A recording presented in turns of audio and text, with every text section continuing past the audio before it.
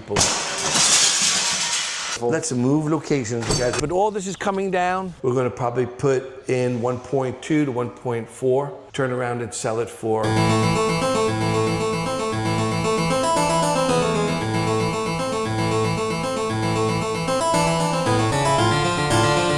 Before we walk this property, I need to give you some context because without it, you won't truly appreciate what we're looking at today. We are on the Gold Coast of Long Island, the North Shore. And if those words don't mean anything to you yet, let me paint the picture. From the 1890s through the 1930s, this stretch of the coastline was the most coveted real estate in all of North America. This is where the Vanderbilts built. The Morgans, the Guggenheims, the Astors. These weren't just rich people. These were the people who built America, and they all chose right here. Over 2,000 estates were constructed along this shore during this era. Today, only about a third of them remain. The rest, they're gone, demolished, subdivided, or just lost to time. F. Scott Sherrill didn't set The Great Gatsby in the Hamptons. He set it here. This is the world he was writing about, the Gold Coast. So let's get to it. Glen Cove, New York is the city, one of the only cities in Long Island. Okay, but you don't have to say that. Just say this is Glen Cove, New York. It's in the North Shore, the Gold Coast of the North Shore, and this is called East Island. It used to be J.P. Morgan's Island. All right, I'll get it all out. All right, guys, today we are in the Gold Coast of Long Island, J.P. Morgan's Island. East Island, East Island, Long Island. Wait. East Island, Gold Coast of the North Shore. Of the North Shore. Today we'll be walking a ground-up construction with a view of the Long Island Sound. You can see New York City, and we're here with Michael, the investor, who you've seen if you've watched the other videos. His project's down in South Florida, and this is really something special. Bought it for $1.6 million. 1.6. 1.6. Yes. It's going to be about a 1.4 million remodel? Remodel, yes. So let's go check it out. Really expensive. $1.75 a brick. How much were $1.50. like 10 years ago? 10 years ago, half the price. Really? And That's all brick? 25 years ago, Wait, why is it they were Nassau? giving you, because Nasar used to be a place where they used to make these bricks here on Long Island. How do you make these bricks? Nasar, they bake them with clay. And these are probably over 100 years, 70 years old. They stay that good? Yeah, they're great. They don't go bad. It's stone, it's brick. Well, brick is brick, stone isn't stone. Yeah. $1.25 a brick. At least. But all this is coming down. This sill coming up to here stays the same. So all this brick, like y'all aren't, there's nothing, you can't salvage brick? No, we're going to salvage that. This is called used brick. We'll take it. We won't use it for this house, but we'll save this and use it for another house because it's an old, tumbled, used brick. So we reclaim that. All this down to the... All this is coming out. This is going to be bumped out over here. This is all changing, but what we're keeping is the existing footprint of the foundation, and we added another 1,500 square feet of footprint, really about 1,200, but it's the first floor and second floor, so it'll be about another 2,300 to 2,500 square feet altogether. So this house altogether will be about 5,000 square feet. Right. What we're allowed to build over here with the detached garage, which will be another 500 square feet. So getting the approval to change the footprint, you have to get that all approved? Everything. We had to get permits for everything. It took about 6 months. Architects had to draw all the plans, do all the calculations on what we had to do. And that's it. When you guys come in, you can see what it's going to look like, what we're going to be knocking down, and then we're going to frame this within the next, this will all be framed up within the next month. So it's going to be torn down and framed back up? Yeah, in 6 weeks. 6 weeks, okay. Yeah, this house was bought for $1.6 million. We're going to probably put in 1.2 to 1.4. Okay. And then turn around and sell it for, we're hoping close to $4 million. Yeah. And you're saying there's like no comps in the area? Yeah, that's going to be our problem about being speculating with this, because we don't have comps. People don't sell around here? Well, there's not that many sales? There's not too many what have sold, what are right on the water. People keep them. Right, of course. So this is going to be one of the new builds over here. So we're hoping to start the market of people. Oh, shoot. What just happened? No. The wind got it? The wind got it. That just scared the hell out of me. I know someone like threw that. Well, y'all trying to save that. What's that? So y'all were trying to save that? Yeah, no. Okay, so let's. All right. Let's be careful. Let's move locations. You guys will clean this up tomorrow. This used to be a living room. A living room inside over here. Yeah. Was this bought off market? Or was it with a realtor? No, a realtor, but it was... Like a pocket listing? Yeah, pocket listing, Okay, exactly. yeah. And then we got it, and they called me first. I didn't want to spend more than 1.3 with it, but I had to go up. But Yeah. this is what we're looking at right now. And this is the Long Island Sound. Unbeatable. This is a little hazy bit of a day, but you can normally see New York City, you could see Greenwich, Connecticut, and you could see New Rochelle over here. Yeah. And you can see how we're building over here right now. From here, you can see the basement. Is that a moisture barrier? Well, what we did first is we dug this big hole out. Then we did a footing. Okay. We double sized the footing than what it normally called for because it was on sand, and it's a much better job. Then we did the foundation wall, and then as you can see, what we did is we did a damp proofing on the foundation walls, and we did a termite sill plate and a foam underneath that. And then we're doing this all out 2x12. The copper is just a termite plate, and then underneath there's a foam. And then you could see how we have all the strapping ready to go up. So these are 2x12s. This house is going to be built like a very strong house. Brick shit house? Yeah, and you can see how strong, how nice our foundation walls look. You could see all the snap ties. They were all, I think, 16 inches vertically, 2 foot on center. So we have that, all with number 6 rebar inside of it, and number 5 vertically and horizontal. And what does the equipment cost per day then? Like, I'm assuming they're all renting. They're just, we own these machines. Oh, really? Okay. Yeah, so that machine, he's just doing a service on that right now because we're going to be putting in a couple of dry wells, one for the pool, and we're going to be backfilling this after the inspection tomorrow. Tomorrow we're having an inspection for the waterproofing of the foundation wall. Right. And we're also going to be pouring the concrete basement floor, so we need to see the vapor barrier and the wire that we put in there. Okay. I guess we'll check out the rest of the house, even though all this is going to get torn down. This would be, it's going to be great for you to see this now and after, because all these walls are coming down. This is all 2x4 construction. So we're going to bring this down right to this old wood floor, and then rip the wood floor up. But then we're going to frame this all out with all 2x6 construction. Okay. 2x6 versus 2x4. What's the difference? Yeah, what does that Well, mean it's a much stronger 2x6s than 2x4. Plus, it's better to work with them because we could run all our electric, all our plumbing easier through there. We can get the R value. We do all spray foam with our R value, and that'll really help out a lot. Okay. And because we're on the water, it's really important to have a really dry house it gets very windy down here. Dry shell, like you've talked about, yeah. So is it insurance on the place going to be worse because you're by the water?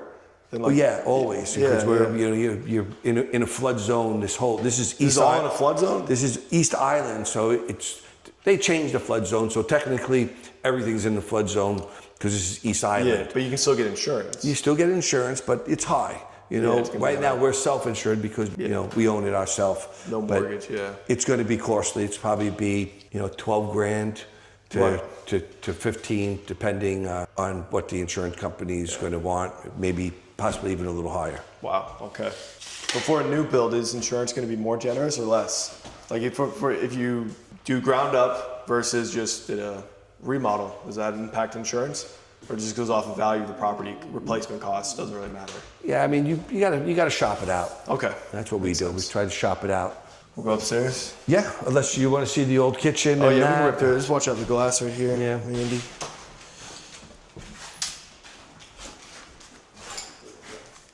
Tile. Yeah, all this is going to be gone. See, but going back with the flood, that is the garage floor. We're changing all this. This floor now is our first floor level. So it'll be 4 or 5 steps.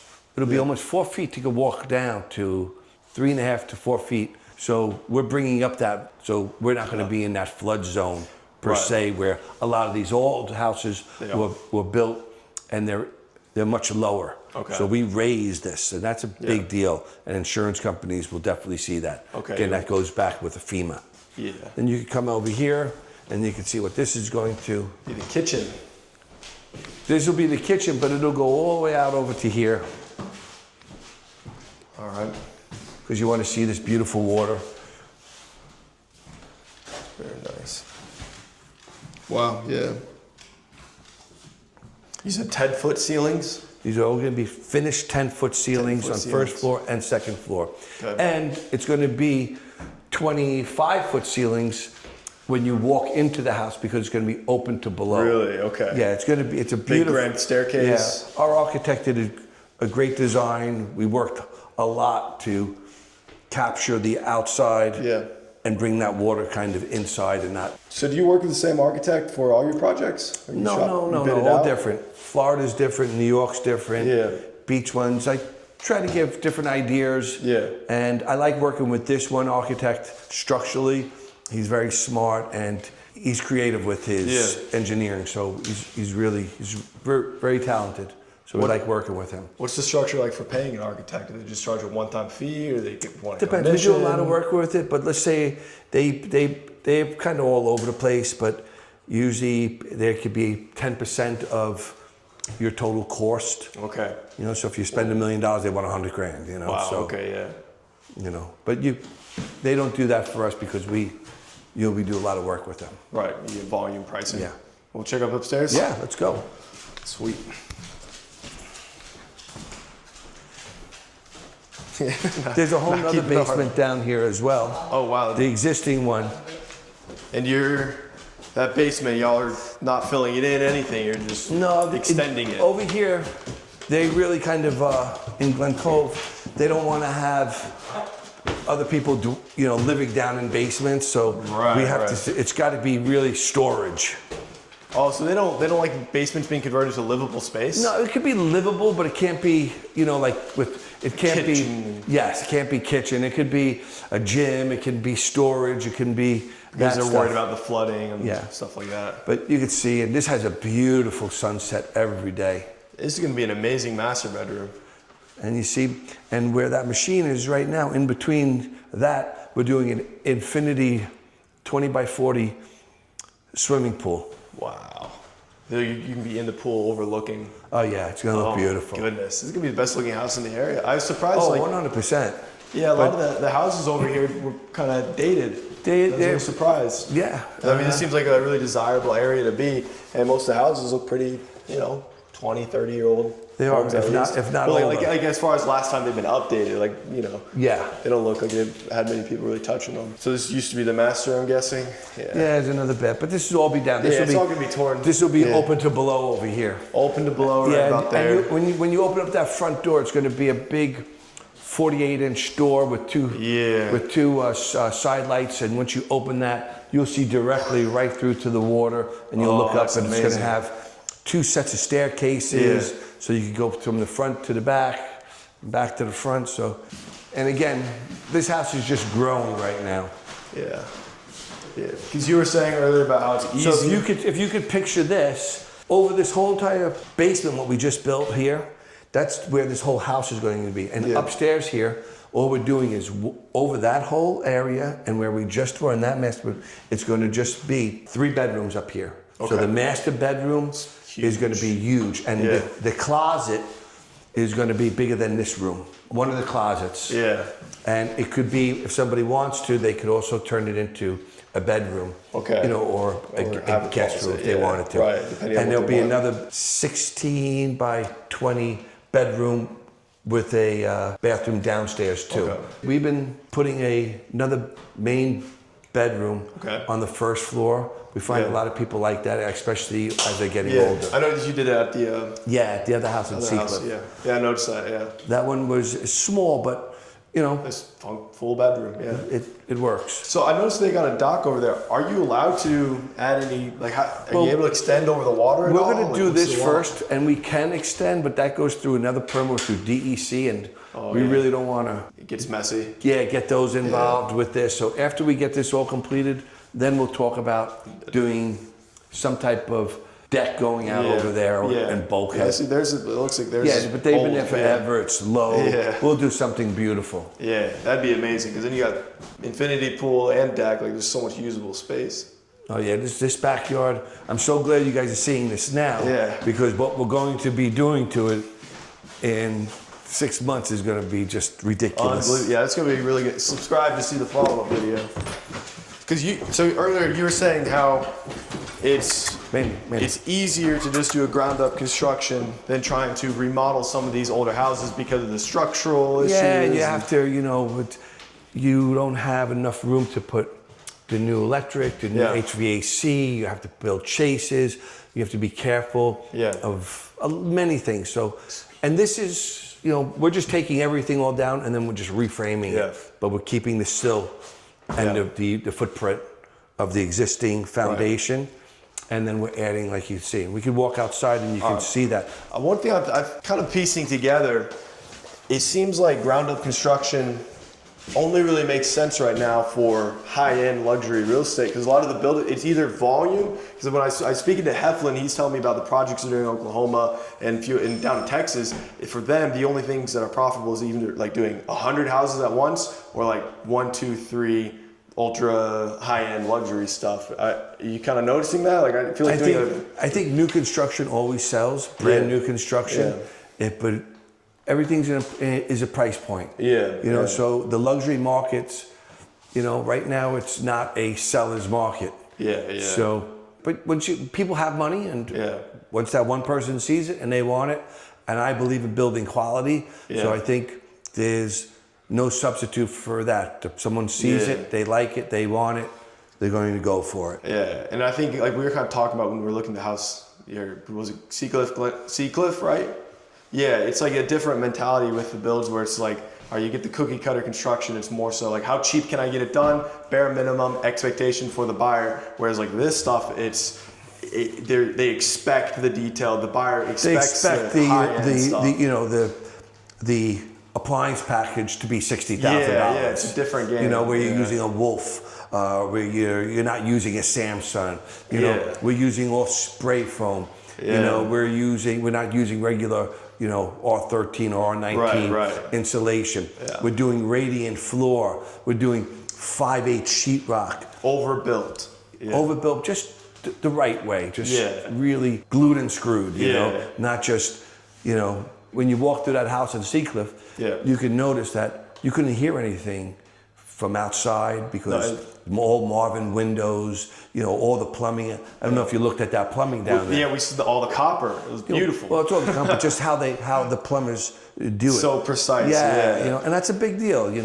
I think it is, and I think that it's just quality. Yeah, because this stuff in Oklahoma, it's like some of them are made out of like paper mache because they're just mass produced. The way the builders down there make money is by building as cheap as possible to like meet the bare minimum standard. And that happens here all day long. I'm sure. I just sleep better at night even when we do it. You could see we put a double plate instead of a single plate. Overbuilt. Yeah, it's just a little overkill. But instead of doing the bare minimum of a footing, we do extra. But anybody who comes in here and sees it, they're like, "Wow, this was done right." And at the end of the day, you feel it. It's like cooking with good ingredients and bad ingredients. Right. Yeah. You taste it. Yeah, for sure. Yeah, because the game in those cookie cutter builds is just how cheap can I do the bare minimum that the family that makes $200,000 a year will accept. Like just so it passes the sniff test on the surface and it's just good enough, but it's not it's not the same as like real really like overdone, well done construction. And it's a big. This is all coming down. Yeah, it looks a little burnt. Or is that just age? No, this is just age. No, I swear it looks like got a little. But we're going to be putting here. This is going to be chopped out over here, and we're going to put a new whole foundation wall and footing inside over here and dowel that in, and that'll be the new part of the house. And this is where the new garage is going to be. It's going to be right. It's going to start somewhere about. The detached garage is going to be about here, going out to the property line, going over here, and then it's going to be connected to the house, leaving 1 inch, but it'll be a nice eyebrow or a full arch, like a breezeway to connect it. But it's gonna look awesome. Yeah. And it won't affect it. It'll come all the way back out to here. Yeah, this is crazy. And going up to where that pickup is. Okay. And as you can see how we did the waterproofing over here with just a torn membrane, and then you could see the copper, you could see those pieces of metal. Wow. That's the strapping. It's amazing. And then inside there, that white is going to be, that white plastic is a vapor barrier. Yep. And then we put that wire over there on top of that. Okay. And that'll get inspected, and then we're going to pour a 4-inch concrete slab on that basement floor. And this will also have a sump pump in here. God forbid if ever flooded, it would come out and it would be hooked up to a generator or battery. But this house would be a generator and battery. You keep a warehouse around here? Where do you store all the material and? Well, this is just, we get all from a lumber yard, from a local lumber, Riverhead Building Supplies. We get all our lumber, but then we make our own forms, and that's how we built this. We're going to form out our pool. That's going to happen. We're going to just start digging that tomorrow. That's why these guys are doing a service on the machines. Okay. And we're going to pass our inspection tomorrow, and then we're going to backfill all this. And where that machine is, we're going to put a dry well over there, and then also a dry well over here, and then one in the front. And that'll be for the pool and also for the downspouts for the house. Okay. So is working with FEMA out here easier than down in South Florida? It's the same. It's the same everywhere. Yeah, I mean, it's all different. Depends who you get, you know. Depends who you get. Yeah. In Florida, we got lucky. We got somebody great. They came in. They were very reasonable and like, yep, you can do that. Some people, you know, just it's a. So depends who you get. Yeah. So down in South Florida, you're talking about the holding costs with the really. It's just because y'all are self-insured. It's just the taxes on the monthly. Out here, same situation. Like, are they valued? Because you said there's very little comp. Well, so how are they running? What happened in South Florida is different because we're waiting for the building department after all the variances. That's what was a big problem. Over here, this went really smooth with everything what we're doing. We put all the plans in. This Glen Cove was the building department, fantastic. Yeah. You know, they wanted to have, as long as we had all our stuff, you know, our T's crossed and our I's dotted, they were good. They gave us some red marks, we fixed them and changed them on the plans, and that was it. Was 6 more months left on this? Well, we just started this now. We just started this 2 weeks ago. And so in that time, we dug this, we did the footing, we did the foundation wall, we put the sill plate on, and now we're going to start this pool over here, backfill all this, put our dry wells in, do all our groundwork over here. Then we're going to start knocking this down, and then we're going to bring in framers, not this week, but the following week. Framers. And everything will be down, and then those guys will come in, and there'll be about 10 to 12 guys, and they knock it out quick. They knock it out, It's amazing how quickly they do. They do that every day. You know, and that's just like our drywall guys. That's what we do. They come in with 12-foot pieces, 5/8, and they just knock it out. And the tapers too. So they're specialized for every trade. Every trade specialized, so it goes by quicker. They come out. We have our masons come in who do our masons. Our masons are all in-house. We have our in-house finished carpenters, and we have our in-house carpenters who do this little sill work, so we don't have to wait for anybody.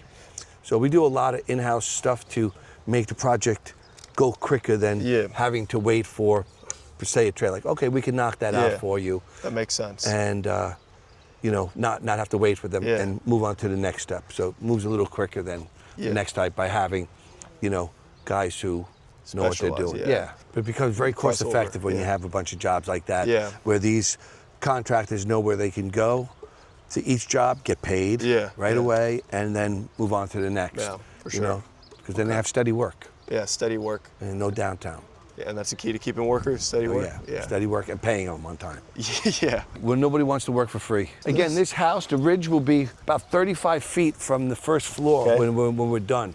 So right now it's probably only about 23. It's going to be another almost 15 feet higher than that top of that ridge right now. With the peaks and valleys we're going to have in here. Rudy, how we doing? And also these are all big rocks over here, but this water will come up. Wow. I mean, it's just beautiful. Yeah. I wish it was a better day so you guys could see the city. It's a little hazy, Yeah, it's a little hazy. I can see a little bit of it. But picture this, you're sitting in this pool over here, and you're just looking at this water. Oh, man. It's amazing. And that's this breeze. Fresh ocean air. It's just beautiful. And how many minutes from, like, on a low traffic, how long does it take to get to the city from here? Well, the city, you know. 40 minutes? No, it would take longer than that. It's only 23, 24 miles away. But the traffic can be could eat you up, depending on what time you go in the morning, if it's rush hour, non-rush hour. Yeah. But it seems to be always rush hour these days. So would anyone who lives around here commute to the city? Of course, many people. Really? There's Yeah. actually a ferry that goes right from Glen Cove. It goes to the city. Okay. That's the quickest way right now to go in. They'll bring you in in 35 minutes. Oh, so a good amount of people out here, just they have their So space. they take a ferry right to the city. It's pretty cool. Yeah, very cool. Yeah, it's what they. Yeah. When did they add that? I don't know, but you'd have to Google to see what the exact time is. But yeah, there's a ferry that goes to right from Glen Cove. Yeah, wow. Yeah, that's a Over rough thing about Dallas is like they're starting to build a lot of nicer houses out there, but they don't have any good transit system or anything like that. So if as people are starting to buy up land and live in the nicer areas out there, they all have to deal with like hour and a half, 2 hour commutes. So just not trains like there are up here. Yeah. But again, I think what this house is this. Yeah. You're on the water, on the Long Island Sound. It's like there's Close to the city. Glen Cove is a great area. You're next to Locust Valley, Muttontown, Mill Neck, Old Brookville. Yeah. It's the North Shore of Long Island. So this is East Island. This used to be J.P. Morgan's. Yeah. This is. It's a very limited resource. Well, houses like this is the true Gold Coast. Yeah. Of the North Shore of Okay. Long Island. The Vanderbilts used to have a house over here. A lot of great history. But also too, like when we work, like these are all forms the other day. These are all forms, but we stack everything nice and clean. Even our job site is nice you and keep neat. the job site clean. Yeah, and this is when the job site looks the worst. We're going to demo this, but we keep a nice, clean job site all the time. I think it's a big deal. How you do some things, how you do everything, right? Mm-hmm. Yep. You're saying you don't keep? Do you keep these at 1.5? No. I keep these at another yard I have. Yeah, I think we've had to rent one time to do our own sewer. Not that big, obviously, but we've rented equipment. It gets expensive quick renting it. It depends. If you have to rent something, we've rented before to get us out of a jam many times. Yeah. If something happened to a machine. Yeah. Interesting, because it's all going to get torn down. So this, And again, this whole area here, this is just all windows and doors back here. But you feel this wind back here now? Yeah. It really picks up. It's nice. And Antonio's standing in the pool right now. When you say infinity pool, so what makes an infinity pool? Is it the edge? Yeah, so the where it water looks like just it's drops constantly- off and so, it's overflows falling down. It looks like it's going into the pool. Rudy, if there's an issue with anything, give me a call, okay? Thank you. And then all this dirt, we'll eat up all this dirt tomorrow.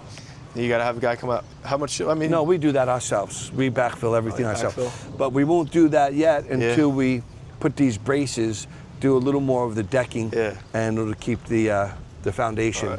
Never. And then do you do sod the last? walls. Oh yeah, that's your last. That's last thing. One of your last things is your landscaping. And, Antonio, remember when I had to fill in for Opie's sod job out of nowhere?